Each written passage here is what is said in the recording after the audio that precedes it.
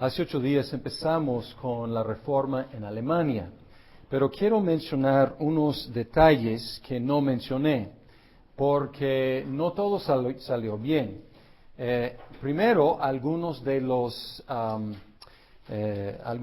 nobles bajos, ellos habían perdido mucho poder a través de los años, y ellos, inspirados por el ejemplo de Lutero, de retar a los grandes poderes, algunos de los nobles bajos, la nobleza baja, pues ellos empezaron a rebelarse contra los príncipes, como inspirados por el ejemplo de Lutero, una persona sin mucho poder, pero que pudo retar a los poderosos. Y el resultado fue que los príncipes aplastaron a la nobleza baja, y luego hubo otra rebelión peor. Y la otra rebelión fue la rebelión de los campesinos. Y los campesinos vivían en condiciones deplorables en muchos casos, y ellos presentaron algunas demandas, algunas quejas, y al principio Lutero apoyó sus quejas, diciendo que estas quejas son quejas justas. Pero luego el movimiento empezó a radicalizarse, y los campesinos empezaron a tomar armas en contra de los poderosos, y ellos pues empezaron a saquear, atacar castillos, también conventos, y ellos tenían la idea de que podrían tomar lo que ellos quisieran. Y hubo un señor, Thomas Müntzer, que se unió con este movimiento, la rebelión de los campesinos. Y él fue de los anabautistas, a quienes vamos a mencionar a rato, pero fue de la rama radical, bélica, de los anabautistas. Y él formó en la ciudad de Mühlhausen el centro de su rebelión, y luego en 1525 Lutero, viendo todo eso, él escribió un ensayo, un pequeño ensayo, y se llama Contra las bandas rapaces y asesinas de los campesinos. Y quiero leerles algunos renglones aquí. Él dijo: en el librito precedente, él había escrito algo como apoyando a los campesinos. En el librito precedente no me atrevía a juzgar a los campesinos, porque sus demandas eran justas y solicitaban enseñanzas mejores. Y luego dice: pero en un abrir y cerrar de ojos, los campesinos se han extralimitado y atacan con el puño, olvidando sus declaraciones anteriores, y roban y atropellan, comportándose como perros rabiosos. Y luego dice, voy a brincar, pero quiero que escuchen el tono de este escrito. En resumen, solo realizan actos diabólicos, y muy en particular es el archidiablo quien los gobierna desde Mühlhausen, y es Thomas Müntzer. Y él dice que él va a indicar también a la conciencia de la autoridad secular cómo debe conducirse al respecto. Y él dice, ellos son merecedores 1,000 veces de la muerte del cuerpo y del alma.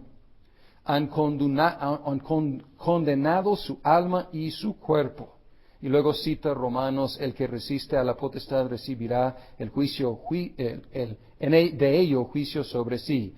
Este versículo acabará también a la corta y a la larga por aplicarse a los campesinos, porque Dios quiere que la fidelidad y los deberes sean cumplidos. Merecen doblemente la muerte en cuerpo y alma. Y dice: el que primero quiera y pueda matarlo, obra bien y justamente. Por lo cual, quien quiera que pueda debe apalearlos, degollarlos y apuñalarlos de modo público o clandestino. Y él sigue, al igual que se debe matar un perro rabioso. Merecen 10 veces la muerte en cuerpo y alma. Y así sigue. Entonces él indica a las autoridades que así deben actuar. y luego los condena. Después dice, todos los que perezcan del lado de los campesinos estarán destinados al fuego eterno. Y luego dicen que algunos mueren matando a los campesinos, que ellos van a pues disfrutar el cielo. Entonces dice, por esta razón, estimados señores, o sea, las autoridades, salvad, ayudad y tened misericordia de la pobre gente, pero herid, degollad y estrangulad cuanto podáis. Y si alguien piensa que todo esto es demasiado duro, que piense también de la sedición, que la sedición es cosa insoportable y que en todo momento hay que esperar la destrucción del mundo.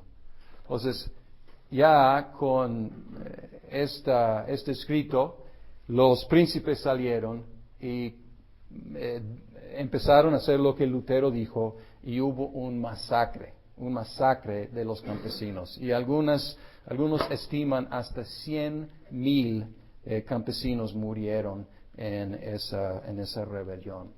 Y luego Lutero, viendo el resultado de este escrito poco medido, él imploró que mostraran misericordia a los campesinos, pero ya muy tarde. Entonces, Lutero, por estar como vacilando al principio, apoyando y luego diciendo no, mátenlos, y luego tratando de pues pedir misericordia, él perdió mucha autoridad y pues moral.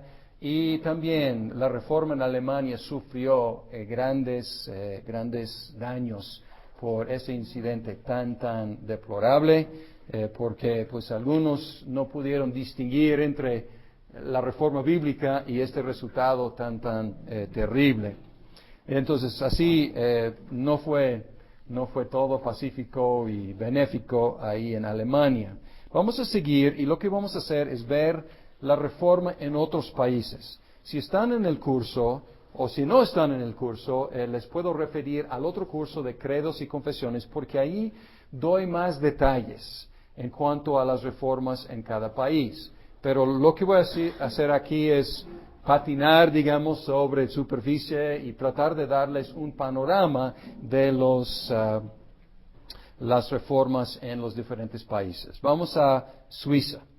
Y aquí hay un señor Ulrico Zwinglio.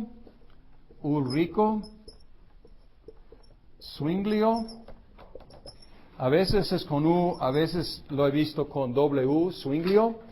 Y él era un sacerdote, empezó a predicar el Evangelio de la gracia de Dios en el año 1516. Entonces, unos años antes de que Lutero empezara su reforma en Alemania. En el año 1517 se opuso a la idea de que uno obtiene el perdón de los pecados por medio de realizar peregrinaciones. Entonces empezó pues modesto. Y luego 1519 ocupó el púlpito importante de Zúrich. Se casó y predicó contra el celibato.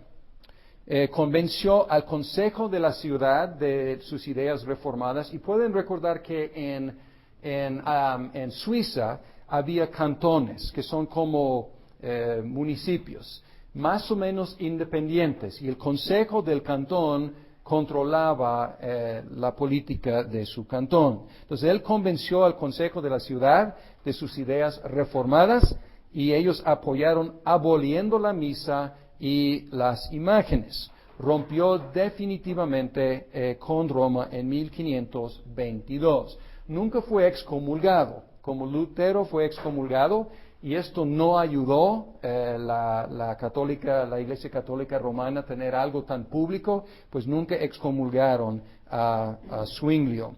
En el año 1529 hubo un intento de unificar el movimiento luterano y el movimiento reformado, o sea, entre Alemania y Suiza, y fracasó. Hubo, creo que 15 puntos o 14 puntos, y estuvieron de acuerdo con todos los puntos menos uno. por la doctrina particular de los luteranos o de Lutero, y luego los luteranos en cuanto a la cena del Señor, él no pudo estar de acuerdo con los reformados, y él dijo a Zwinglio: tú tienes otro espíritu, como aceptándolo como amigo, pero no como hermano en Cristo. Y desgraciadamente se perdió una gran oportunidad allá. Hubo una guerra en Suiza entre los cantones católicos y los cantones protestantes. Los católicos sorprendieron a Zúrich en el año 1531 y Zwinglio fue muerto en la batalla. Él no salía con espada, él salía como capellán y él trataba pues ayudar a los heridos, pero él fue matado ahí. Sin embargo, los conflictos dejaron al cantón de Ginebra bastante independiente, permitiendo que siguiera las ideas de otro reformador francés, en este caso llamado Juan Calvino. Después de la muerte de Zwinglio, las fuerzas reformadores en Suiza se fusionaron con los calvinistas, dirigido por Calvino en Ginebra. Era un francés muy estudioso que se convirtió en el año 1532 o 33, no tenemos los detalles exactamente, sus fechas son 1509 a 1564, contemporáneo de Lutero pero más joven. Nunca se conocieron, pero ellos estaban conscientes el uno del otro y ellos estaban conscientes de los escritos el uno del otro y con mucho aprecio mutuo entre ellos. Él fue encarcelado 2 veces en París por actividades evangélicas y su hermano fue ejecutado. Viajaba en Francia, Alemania y Suiza y conoció a Martin Bucer, B-U-C-E-R, reformador en Estrasburgo. Publicó la primera versión de la institución de la religión cristiana en 1536. Y si hacen los cálculos, él tenía 27 años cuando hizo esa obra magisterial. Y esa obra, a través de su tiempo, a través de su vida, creció creo que 5 veces en tamaño. Y tenemos copias aquí en la biblioteca, ya se publica en 2 tomos que son bastante grandes. Pero era un intelecto pues hay pocos en el mundo como Calvino. Él también escribió comentarios sobre todos los libros de la Biblia, menos Apocalipsis. Entonces, es un juego de libros impresionante. La última versión de la institución de la religión cristiana salió en 1559 y ese libro llegó a ser el texto de la Reforma protestante.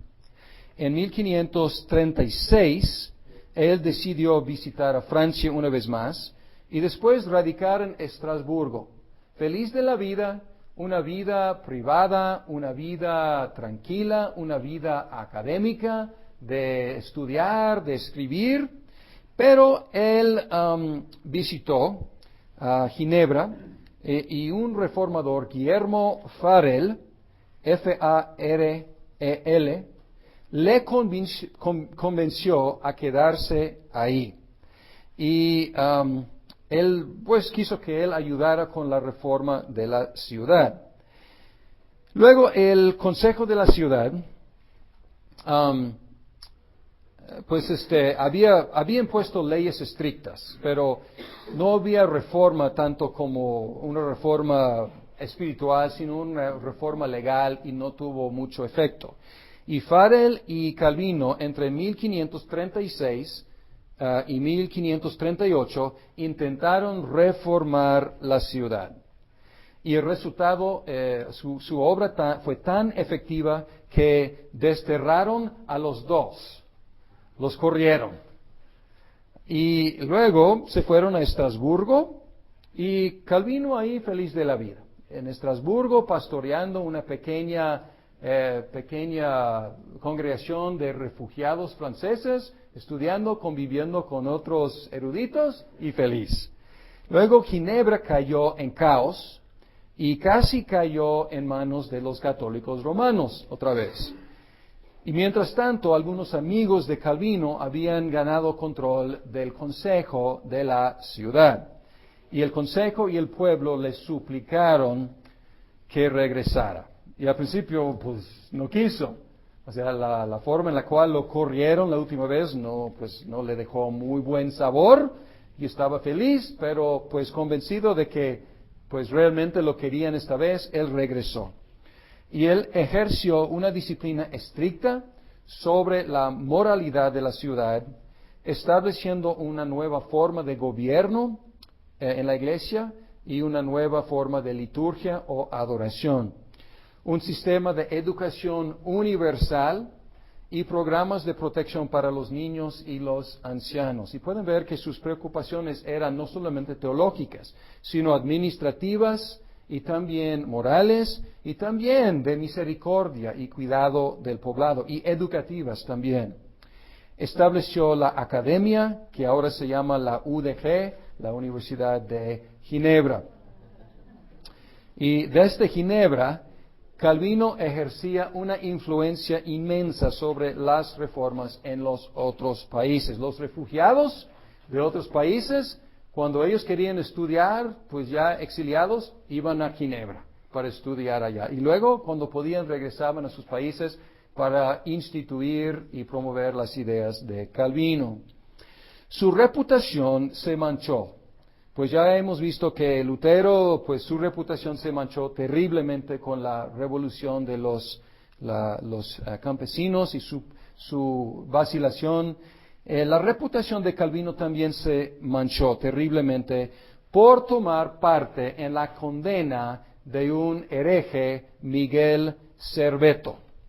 Era un español que era un unitario, y él rechazó el concilio de Nicea, rechazó la Trinidad, y no solamente era hereje, sino también blasfemo. O sea, su manera de expresarse era muy provocativa.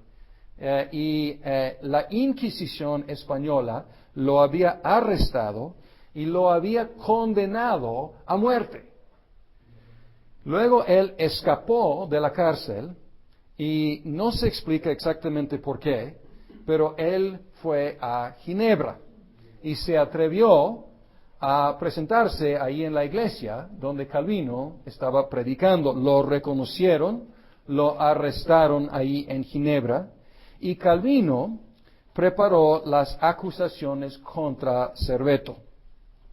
Y luego ellos circularon las acusaciones con las respuestas de Serveto a los diferentes cantones de Suiza, o por lo menos los reformados. Y todos lo juzgaron como merecedor de la muerte. Normalmente en Ginebra, cuando tenían un criminal así, o un hereje, un blasfemo, el castigo era desterrarlo, correrlo. Pero ellos hicieron una excepción lamentable y lo condenaron a morir en la hoguera. Calvino abogó por una forma de ejecución menos cruel, pero no logró su propósito no quería salvarlo de la muerte, pero quería salvarlo de la hoguera. Y ahí lo quemaron. Ese incidente fue muy lamentable, pero tenemos que reconocer que no vamos a justificar, pero fue uno en contra de muchos miles de otros casos. Y es un poco curioso, irónico, que alguien critique a Calvino tan terriblemente cuando, digamos, la Inquisición española era culpable de la muerte de muchos. Era típico de su época, pero esto no lo justifica. Es lamentable y hasta ahora, si tú mencionas Juan Calvino, alguien va a salir, el que quemaba miles de personas en Ginebra, cosas así. Pues esta es la historia, es una lástima, pero eso pasó. Y así hasta la fecha, pues él lleva esa mancha en su reputación. Él desarrolló, y si leen sus comentarios, pueden ver que él desarrolló no solamente la teología reformada, sino también el sistema, o podemos decir, la interpretación de la Biblia en sus comentarios. Y su método de interpretación es el método histórico-gramático, buscando el contexto histórico de cada texto y el significado de las palabras, estudiando la gramática hebreo, griego, aramea. Y esta es la norma entre las iglesias reformadas hasta la fecha. Entonces descartó la alegoría y pues las interpretaciones medievales, y él decía, no, vamos al texto, entender su contexto y entender las palabras en su contexto original. Es la norma, o debo decir, debe ser la norma. Muchas veces no es, porque pueden escuchar demasiada alegoría en los herederos de la Reforma, pero debe ser la norma entre los reformados hasta la fecha. Rápidamente, la Reforma en el reino escandinavo, Dinamarca, Suecia y Noruega, después de guerras civiles, aceptaron el luteranismo. Y desde allá, el luteranismo se extendió a Estonia, Letonia, Lituania y eventualmente a Prusia. Pues podemos ver que toda esa sección, o mucho de esa sección de los países más al norte, aceptaron el luteranismo. Francia. Francia ya estaba bastante libre de Roma. Y el rey de Francia era de facto la cabeza de la iglesia. No oficialmente, porque el Papa era oficialmente, pero el rey en Francia, él gobernaba la iglesia católica. Existía un sistema de patronazgo que redujo tremendamente las morales del clero. La condición del clero era terrible. Se dice, obviamente es difícil medir, pero se dice que solo 10% del clero francés sabía leer.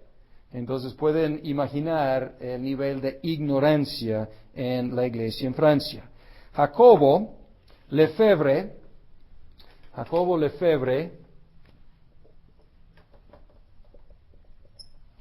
era un francés que empezó a predicar la justificación por la fe en el año, chequen esto, el año 1512. Entonces, él adelantado, antes que Lutero, antes que Zwinglio. Y la corte real estaba dividida entre católicos y hugonotes. Hugonotes, que es el nombre de los protestantes reformados en Francia. No sabemos exactamente de dónde vino esa palabra hugonote, pero se utiliza para referirnos a los reformados ahí. Y podemos ver aquí que la reforma avanzaba especialmente entre los letrados, o sea, la gente preparada, la gente de los estratos más elevados, por medio de la literatura que salía de Ginebra, porque Juan Calvino era un francés. Y él dedicó, y pueden ver hasta la fecha, si leen su institución, el dedicatorio es para el rey de Francia. Pues, por supuesto, el rey de Francia nunca le prestó atención, pero pues la intención de Calvino era tener una influencia en Francia, y sí la tuvo. Desgraciadamente, el 24 de agosto de 1572, en el día de San Bartolomé, aproximadamente 20,000 hugonotes y casi todos sus líderes fueron asesinados. Y eso, pues obviamente, fue un golpe casi mortal para la reforma en Francia. Después de guerras civiles, Enrique IV, que fue un hugonote, que apenas había escapado ser asesinado en el día de San Bartolomé, Enrique IV, en la guerra de los tres Enriques, había tres Enriques, y en esa guerra civil, él ganó el trono. Entonces, esto fue una victoria impresionante para los protestantes. Ya tienen un rey, el rey de Francia es un hugonote, un protestante, un reformado. Inmediatamente, al ascender el trono, él se volvió católico, diciendo que París vale una misa. Y, sin embargo, en el año 1598, él promulgó el edicto de Nantes. ¿Qué dije? 1598, el edicto de Nantes, que dio tolerancia a los hugonotes, quienes otra vez empezaron a prosperar y crecer en número. En el año 1685, estamos brincando casi un siglo aquí, su nieto, el famoso Luis XIV, fue nieto de este ex hugonote, y Luis XIV derogó el edicto de Nantes. Entonces ya no había toleración o tolerancia para los hugonotes, y millares de ellos huyeron a Inglaterra, a Holanda, a Prusia y a América. Y fue una gran pérdida para la nación de Francia, porque los hugonotes eran de la gente pues preparada y capaz, pero fue una bendición para otros países.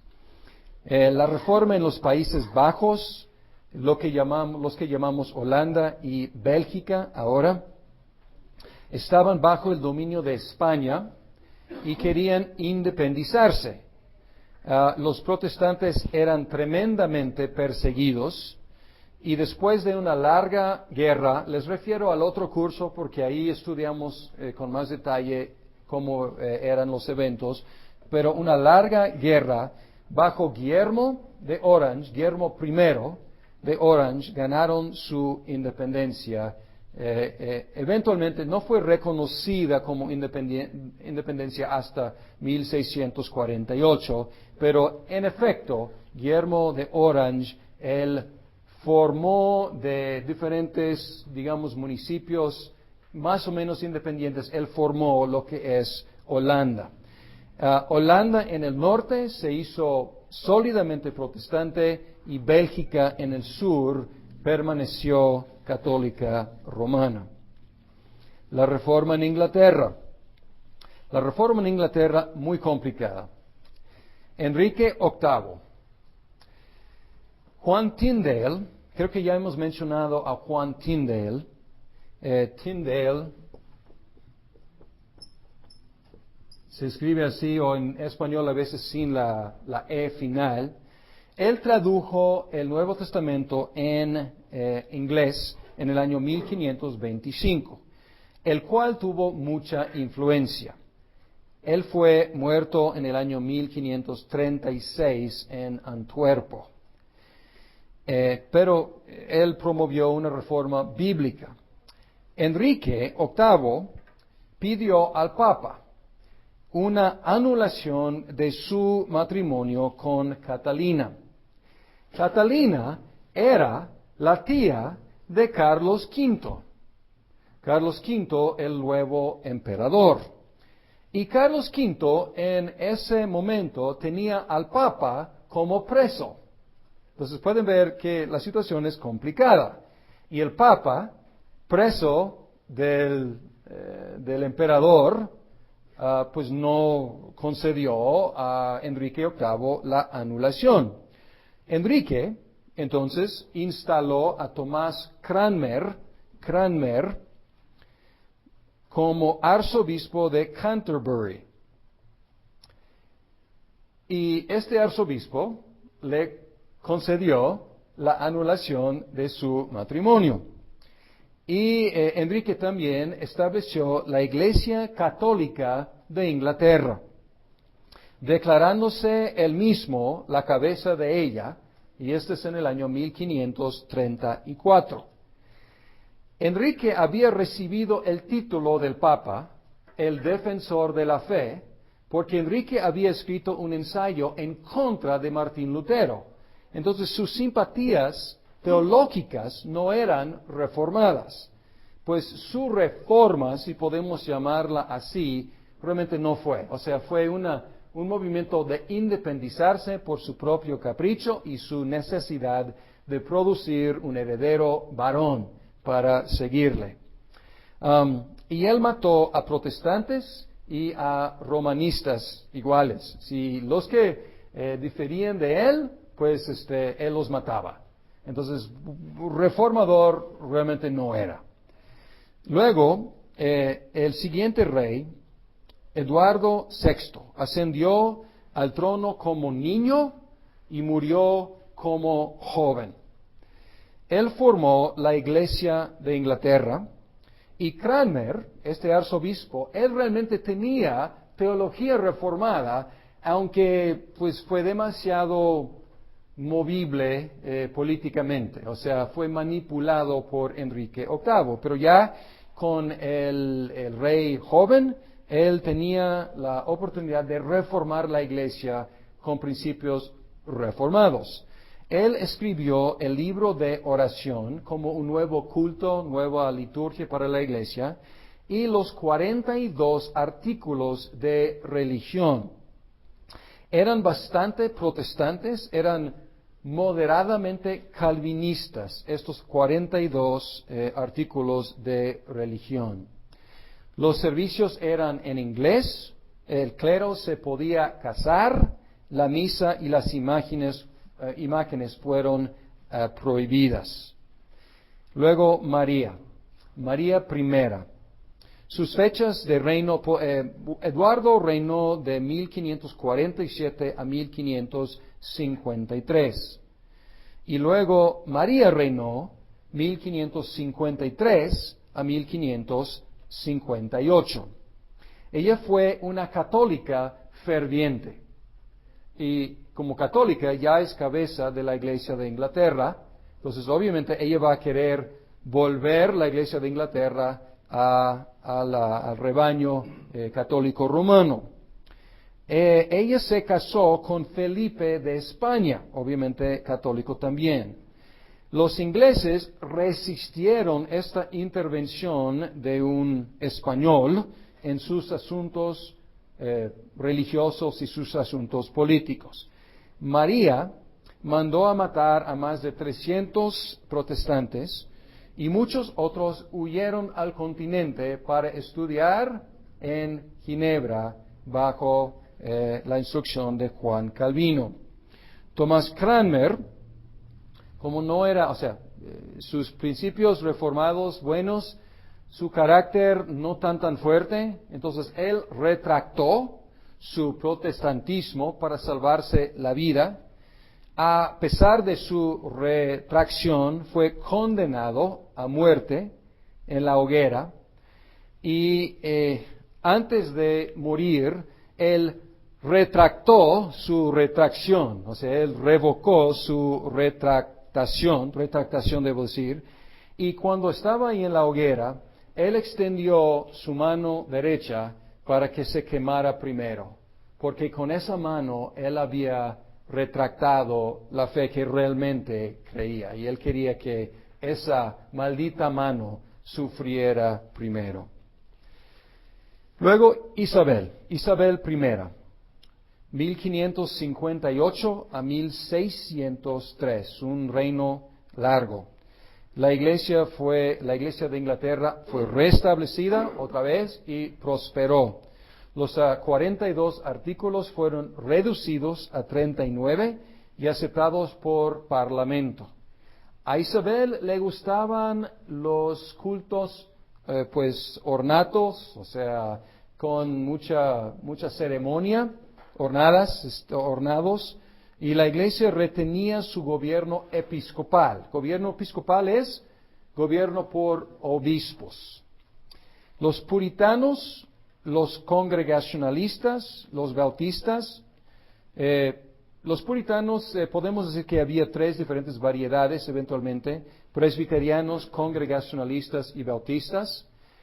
Ellos se oponían a varios aspectos de la iglesia de Inglaterra, pero eran puritanos, querían purificar la iglesia, no querían salir de la iglesia. Luego Jaime o Jacobo I. Él se publicó la famosa Biblia King James de Rey Jaime o Rey Jacobo en el año 1611. Él había sido, pues era escocés, y él había sido presbiteriano de Escocia, pero llegando a Inglaterra se volvió o se hizo episcopaliano, y él pues era bastante laxo en cuanto a disciplina. Él permitía juegos en los domingos, que era anatema para los puritanos, y también era calvinista en sus convicciones, pero permitía el arminianismo. Entonces, él provocó mucha oposición de los puritanos. Luego, Carlos I. Carlos I, pues las cosas fueron de mal en peor. Hubo una guerra civil entre el Parlamento. El Parlamento se había vuelto puritano y el rey era pues episcopaliano. Y entre 1642 y 1648 hubo guerras civiles que ganó el Parlamento, con el resultado de que en 1649 decapitaron al rey Carlos I. Y luego el Parlamento era la máxima autoridad en el país. Pero alguien había tomado control del Parlamento, su mejor general que había ganado a todas sus batallas, Oliverio Cromwell. Oliverio Cromwell, y él gobernó, ya no era reino, era lo que se llama el Commonwealth. Y no tengo traducción de Commonwealth, más o menos como una república, es la idea, aunque no tan democrática, y él era el protector del Commonwealth. Durante, pues ya mencioné, 1553 a 58. Perdón, sí, 1653 a 1658. Gracias, hay un error aquí. Hasta la fecha, los ingleses están divididos en cuanto a qué era Cromwell. ¿Era un usurpador tirano o era el campeón de la libertad? Entonces, estas opiniones existen hasta la fecha. La cosa es que él era independiente, o sea, congregacionalista. Y en el Parlamento la mayoría era presbiteriana. Entonces había conflicto entre Cromwell y el Parlamento. Durante la administración puritana y durante las guerras civiles, el Parlamento llamó a la Asamblea de Westminster y ellos compusieron varios documentos, entre los cuales fueron la Confesión de Fe de Westminster, el Catecismo Mayor y Menor, Directorio de Adoración y unas propuestas para presbiterianizar, si puede decirlo así, hacer presbiteriana el gobierno o la Iglesia de Inglaterra. Estos documentos, la mayor parte de los documentos fueron adoptados, o adoptada la mayoría por la Iglesia en Escocia y en parte por el Parlamento inglés. Y luego, con la ayuda de los presbiterianos, restauraron la monarquía en 1660, y él había prometido apoyar a los presbiterianos. Inmediatamente al ascender, pues él dejó fuera a los presbiterianos, favoreció a los episcopalianos, y toda la administración presbiteriana y todo su trabajo para reformar la Iglesia de Inglaterra pues no llegó a nada.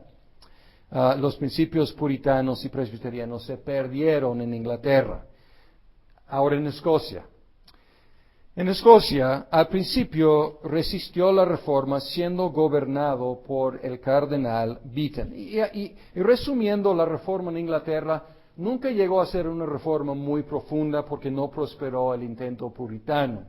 Entonces, hasta la fecha, la Iglesia de Inglaterra es una iglesia como entre la Iglesia Católica Romana y las iglesias reformadas. Hubo una reforma moderada, en parte por el carácter del pueblo inglés en general. El carácter del pueblo escocés es otro. Al principio ellos resistieron la reforma porque un gobernante, no oficial, pero en efecto, el que gobernaba el país era el cardenal Beaton. Había dos cardenales Beaton, creo que tío y sobrino, y ellos gobernaron un clero depravado, en condiciones deplorables de ignorancia e inmoralidad, y también María de Guisa. María de Guisa era la regente, no era la reina, pero era la regente, mientras su hija crecía en Francia para ocupar el trono de Escocia. Primero, Patricio Hamilton, él había estudiado con Lutero en Wittenberg. Él regresó a predicar el Evangelio en Escocia, pero fue quemado por hereje en 1528. Luego Jorge Wishart, pues recibió la batuta y él seguía líneas de Zwinglio y Calvino, y él también fue matado en 1546. Y el cardenal Beaton presidió en la muerte de Wishart. Beaton había hecho tantos enemigos que un grupo de nobles, solo uno de los cuales era protestante, entonces la mayoría era católica romana, ellos atacaron su castillo en San Andrés y lo mataron. Juan Knox fue, Knox con K, Juan Knox,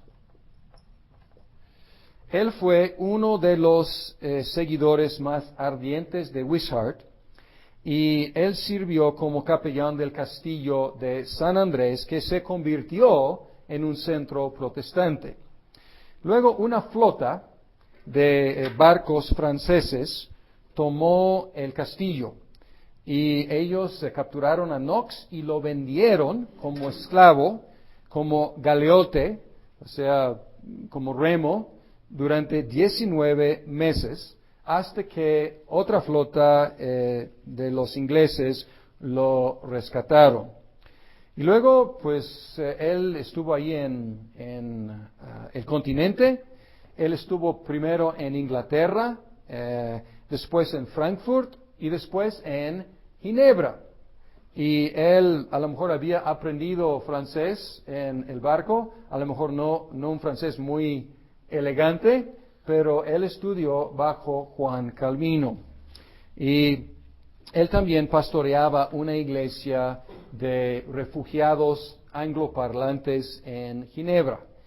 Luego fue a Inglaterra, se casó, luego regresó a Escocia durante 9 meses, regresó otra vez a Ginebra y luego volvió a Escocia en 1559 para no salir otra vez.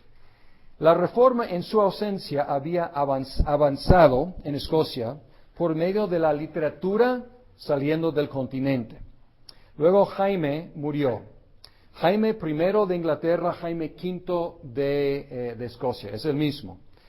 Y su esposa María de Guisa, una noble francesa, gobernó como títere de los franceses. Los escoceses expulsaron a los franceses con la ayuda de los ingleses en el año 1560. Y María de Guisa murió en ese conflicto, o ella había sido la regente, y Escocia no tenía soberano reinante en el trono. Aprovecharon el tiempo, porque luego la iglesia de Escocia se formó en ese año con una nueva confesión, la confesión escocesa, y luego eventualmente, no, más bien en ese mismo año, 1560, el Parlamento escocés aprobó ese documento, esa confesión, escrita por Knox y pues 5 compañeros en 4 días. El Parlamento oficialmente aprobó la Iglesia de Escocia en 1567. Luego, María Estuardo fue hija de María de Guisa. Ella regresó de Francia a Escocia para ocupar el trono en 1561, para restablecer también el romanismo, porque ella era católica romana. Entonces habían aprovechado el interregnum para establecer la iglesia en Escocia. Knox se opuso fuertemente a ella, denunciándola públicamente y pues cara a cara. Y pues a veces ella salía, era una jovencita, y ella a veces salía de sus entrevistas pues con lágrimas, llorando. Los nobles rechazaron a su segundo marido como rey y después de un conflicto armado, ella fue encarcelada en el año 1567. Huyó a Inglaterra, donde fue encarcelada de nuevo y después ejecutada en el año 1587 por supuestos complots contra Isabela. El protestantismo triunfó definitivamente en Escocia con una reforma mucho más profunda que en Inglaterra. Knox había orado. Su oración era: Dios, dame Escocia o muero yo. Y Dios le contestó grandemente. Él murió en 1572 y Andrés Melville, él perfeccionó el sistema presbiteriano allá, haciendo la iglesia ya sólidamente presbiteriana. Y cuando Knox fue sepultado, el regente que estuvo allí, él dijo: aquí yace un hombre que nunca tuvo temor. Un hombre muy valiente y pues logró una reforma bastante profunda. Debemos mencionar 2 otros aspectos de la reforma, pero vamos a descansar y luego regresar y hablar de la reforma radical de los anabautistas y la contrarreforma o la reforma católica romana. Siempre en cualquier movimiento hay alguien que dice que pues fue demasiado moderado y tenemos que llevarlo más al extremo. Y hubo una rama de la reforma que consideraba que Lutero, Calvino, Zwinglio y otros quedaron cortos en su reforma. Y estos son los reformadores, a veces se llaman reformadores radicales. Y radical viene de la palabra, pues, raíz. Entonces ellos querían reformar hasta las raíces. Y ellos querían arrancar toda raíz mala y, pues, ser radicales. También son llamados anabautistas. Anabautista significa rebautistas. Y fue una crítica de sus oponentes, porque ellos insistían en bautizar solamente a los adultos, confesando su fe, o sea, rechazaron el bautismo de los infantes. Aquí era la práctica universal entre la Iglesia Católica Romana, la Ortodoxa y todos los reformadores. Y los anabautistas, sus críticos les llamaban anabautistas, es decir, ustedes están rebautizando a la gente. Y este nombre cubre varios movimientos, algunos poco cristianos y poco bíblicos, y otros más sólidos y más bíblicos. En común tenían la creencia en el bautismo de los adultos y la separación del Estado y la Iglesia.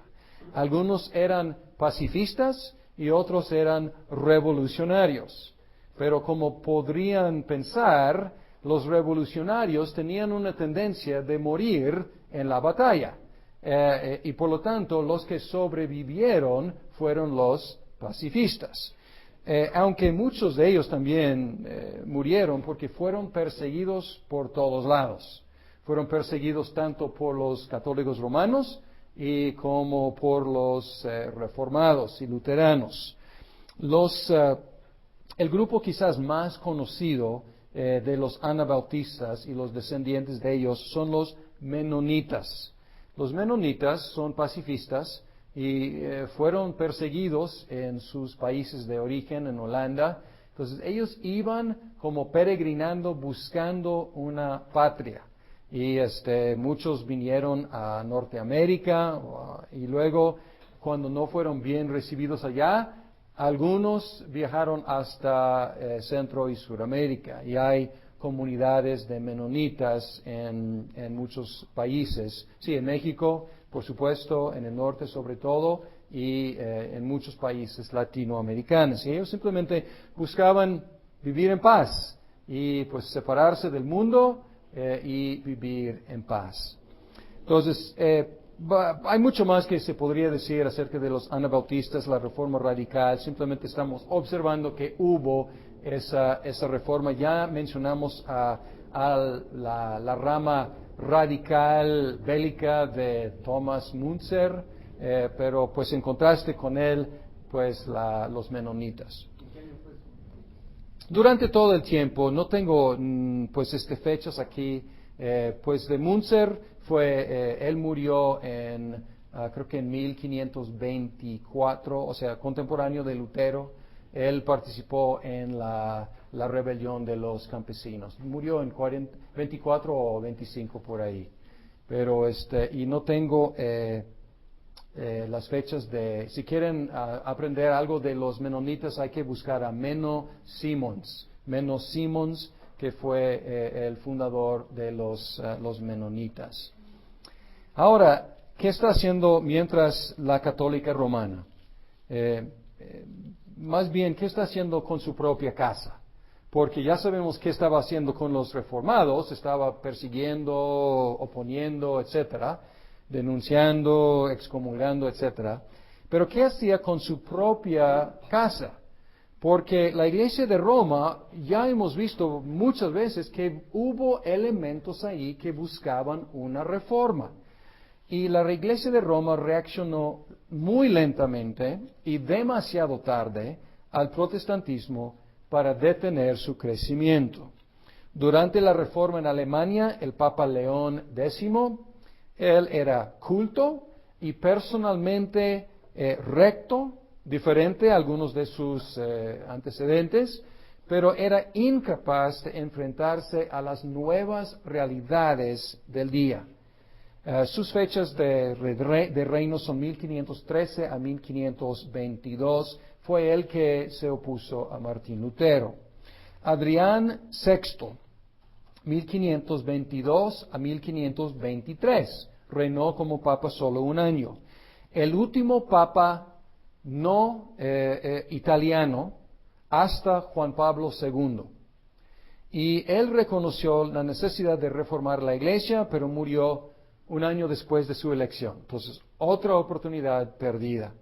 Clemente VII, 1523 a 1534, no reconoció la necesidad de reformar y él actuaba como si estuviera todavía en la época medieval. No captó que el mundo había caído. Y él se preocupaba con la política italiana como un papa medieval. Luego Pablo III, 1534 a 1549. Él comisionó una investigación del estado de la Iglesia romana. Él no publicó esa comisión.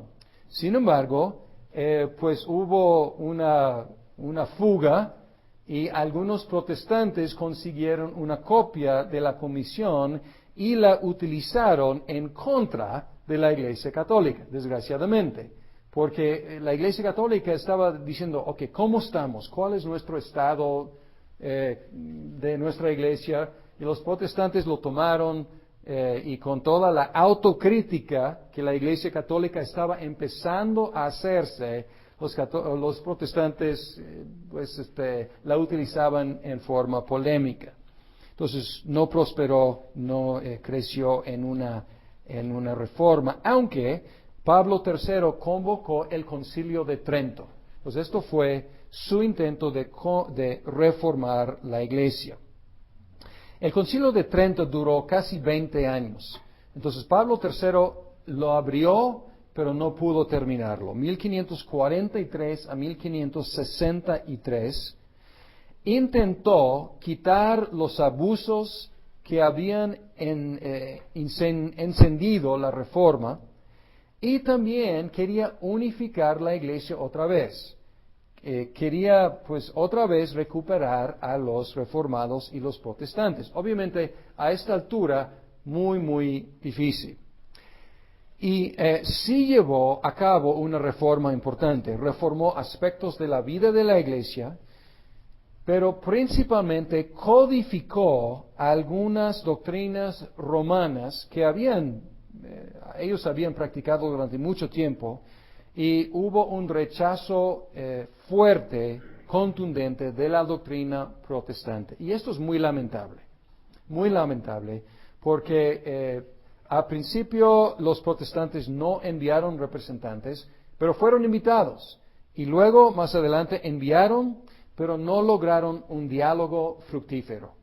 Y en lugar de aprovechar una oportunidad de conversar y hablar, los católicos, dirigidos principalmente por jesuitas españoles, ellos se pusieron más tajantes que nunca y en uno de sus errores más grandes doctrinales condenaron explícitamente la doctrina de la justificación por medio de la fe.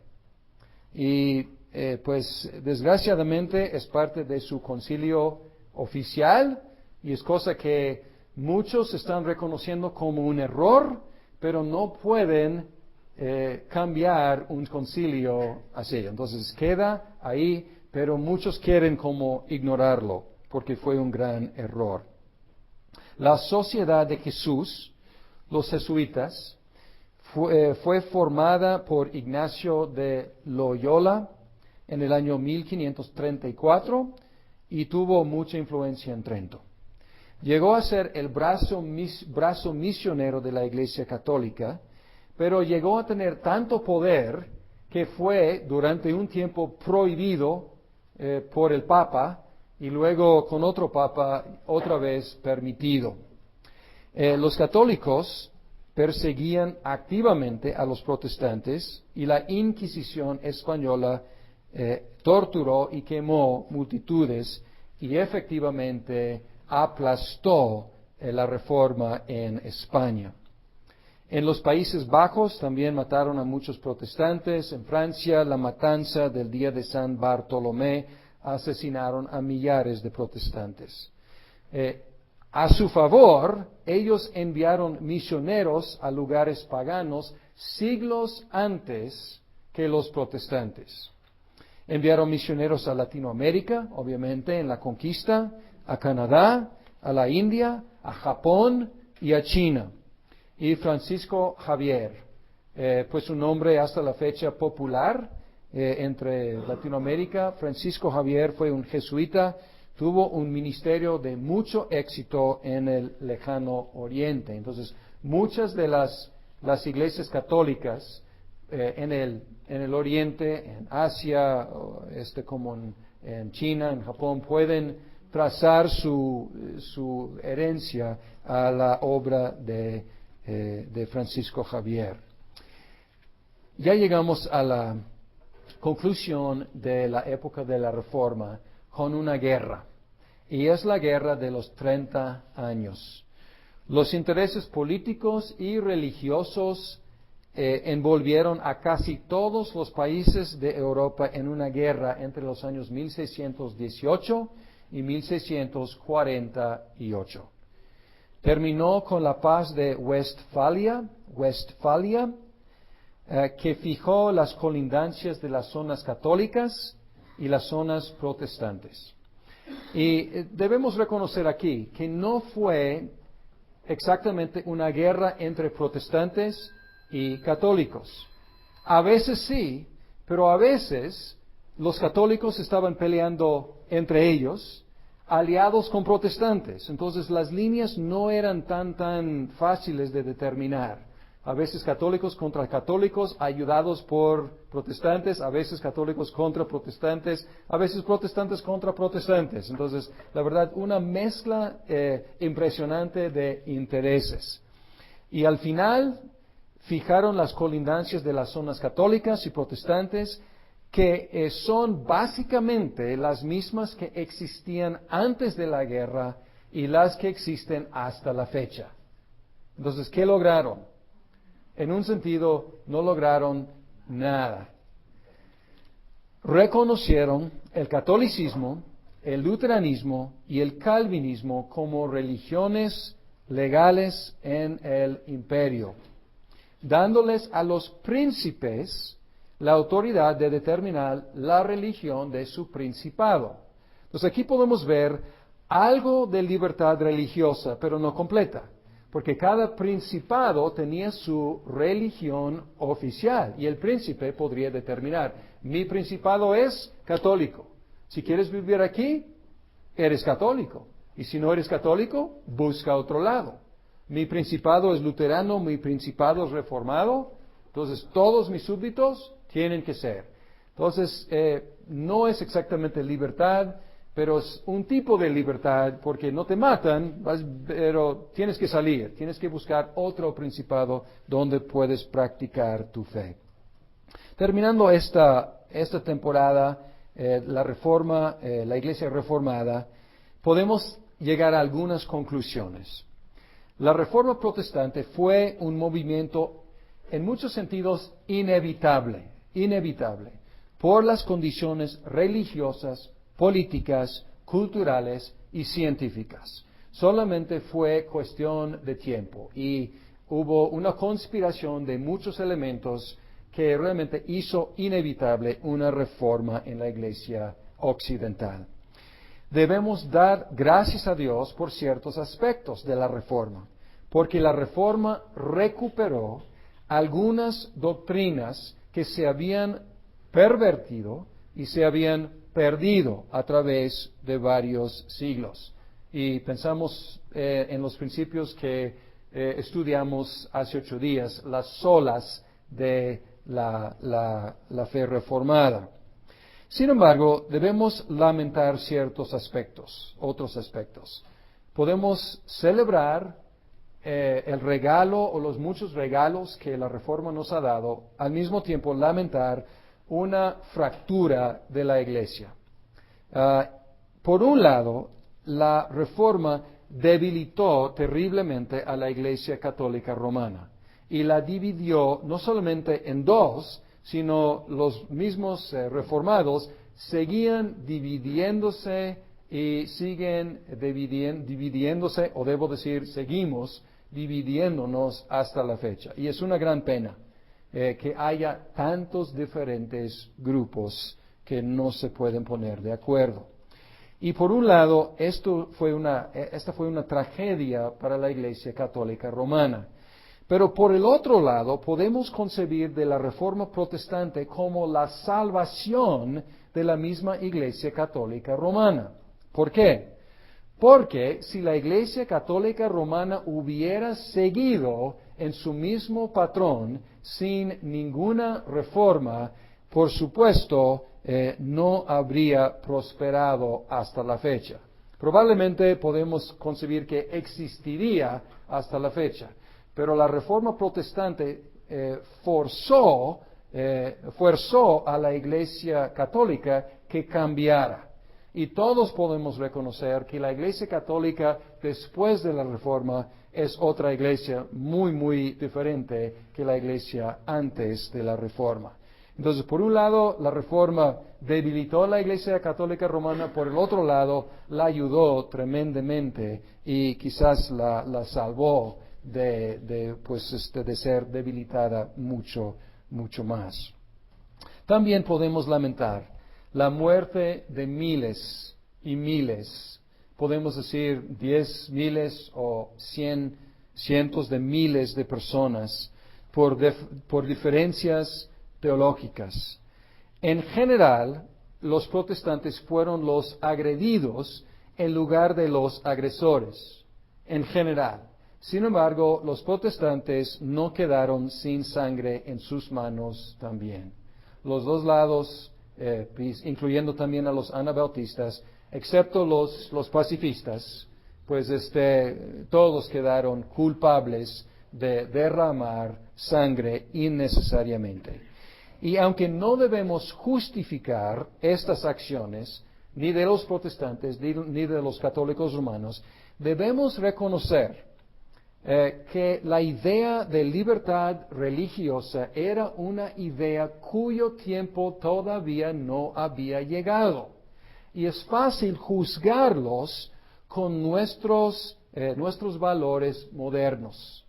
Y podemos decir que nosotros disfrutamos de nuestros valores de libertad religiosa por la mala experiencia que ellos tuvieron. Ya cansados de las guerras de religión, el antiguo mundo entregó al nuevo mundo el gran regalo de la libertad religiosa.